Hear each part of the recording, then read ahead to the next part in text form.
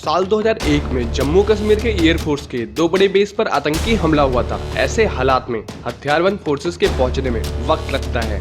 उस समय एयरबेस की सुरक्षा कौन करे, तो एयरफोर्स को एक ऐसी फोर्स की जरूरत महसूस हुई जो हमले, बचाव और क्रिटिकल हालात में दुश्मन को तुरंत जवाब दे सके। ऐसे कमांडो जो आर्मी की तरह काम कर सकें और आतंकियों से लड़ सकें। तो अक्टूबर 2002 में इस प्लान पर काम शुरू हुआ और 2004 तक फोर्स बन गई। पहले इसका नाम टाइगर फोर्स रखा गया था, जिसे बाद में गरुड़ फोर्स कर दिया गया। हिंदू मान्यताओं में गरुड़ भगवान विष्णु के वाहक बताए गए हैं। सितंबर 2003 में जब भारत सरकार ने इस फोर्स को मंजूरी दी तो सबसे पहले 100 वॉलंटियर्स को ट्रेनिंग दी गई, जिनमें से 62 को आखिर में चुना गया। जैसे नेवी के पास मार्कोस कमांडो होते हैं, उसी तरह अब एयरफोर्स के पास गरुड़ कमांडोस होने लगे। ये डायरेक्ट एक्शन ले सकते हैं, हवाई हमला कर सकते हैं, ऑपरेशन चला सकते हैं, जमीनी लड़ाई भी कर सकते हैं, विद्रोह संभाल सकते हैं, सर्च और रेस्क्यू ऑपरेशन भी कर सकते हैं। ये वॉर टाइम और पीस टाइम दोनों वक्त में काम आते हैं। गरुड़ कमांडोज की तादाद सीक्रेट है, लेकिन अनुमान लगाया जाता है कि पठानकोट हमले से पहले इनकी संख्या 1080 थी, जो हमले के बाद बढ़ाकर 1780 कर दी गई है।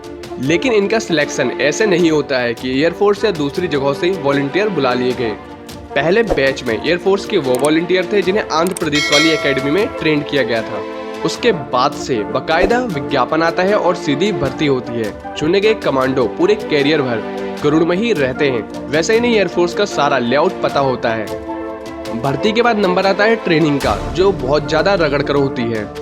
इनकी ट्रेनिंग 1 से लेकर 3 साल तक चलती है, जो इंडियन स्पेशल फोर्सेस में सबसे ज्यादा वक्त की ट्रेनिंग है। मुश्किल भी उतनी होती है जितनी मार्कोस और पैरा कमांडो की ट्रेनिंग मुश्किल होती है।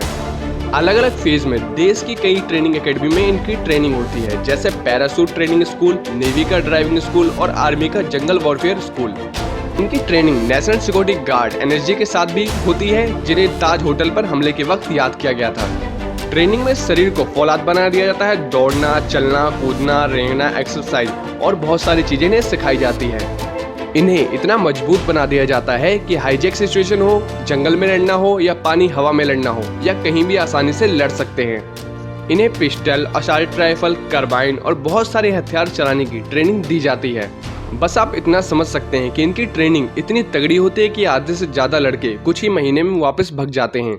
जो बचते हैं वो गोली से लेकर बम और माइंस तक सब हैंडल कर लेते हैं।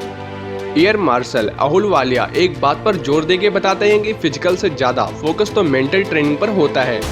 कहते हैं स्टेमिना होना जरूरी है, लेकिन एटीट्यूड भी उसके साथ जरूरी है। आतंकवादियों के साथ डील करना आना चाहिए, किसी बिल्डिंग में फंसे लोगों को निकालना आना चाहिए। इमोशनली या दिमाग से कमजोर पड़ने का तो ऑप्शन नहीं होता है। बाकी हथियार चलाना तो एकेडमी में सिखा दिया जाता है। 2016 में पठानकोट एयर बेस पर हमले के बाद इन कमांडोज को आतंकी हमले की असल सिचुएशन से फैमिलियर कराने के लिए अलग अलग जगहों पर आर्मी के साथ अटैच किया गया। उस हमले से निपटने में भी इनकी मदद ली गई थी।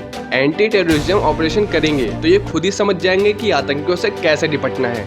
कुछ जगहों पर गरुड़ कमांडोज को CRPF के साथ भी तैनात किया गया है। गरुड़ कमांडोज में ऑफिसर और नॉन ऑफिसर्स दोनों होते हैं।